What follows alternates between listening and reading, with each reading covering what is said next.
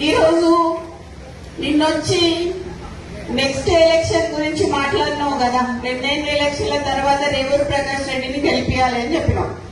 రేవూరు ప్రకాష్ రెడ్డి అంటే పర్కాలకి తెలియదు, పర్కాల్ అంటే రేవూరు ప్రకాష్ రెడ్డికి తెలియదు ఎలక్షన్ల ముందట. అవునా కాదా? ఎవరొచ్చిండ్రు? కొండ మురళి వచ్చి తిరిగితే రేవూరు ప్రకాష్ రెడ్డి గెలిచిండు. ఈ రోజు 4-5 నియోజకవర్గాలలో తిరిగి ఆ రోజు గెలిపించుకున్న వ్యక్తి, నువ్వు కార్లో కూర్చోబెట్టుకుని తిరిగిన వ్యక్తి ఈ రోజు ఎందుకు గుర్తొస్తలేదు నీకు? అంటే ముఖ్యమంత్రి అయితే కళ్ళు నెత్తికెక్కినాయా అని అడుగుతానా నేను నిన్ను? నాకు భయం లేదు. ఇవాళ పోతే రేపు 2 నాకు.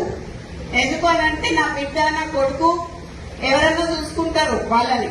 నేను ప్రజల కోసం పనిచేసేదాన్ని, నేను ప్రజల మధ్యలో ఉండేదాన్ని.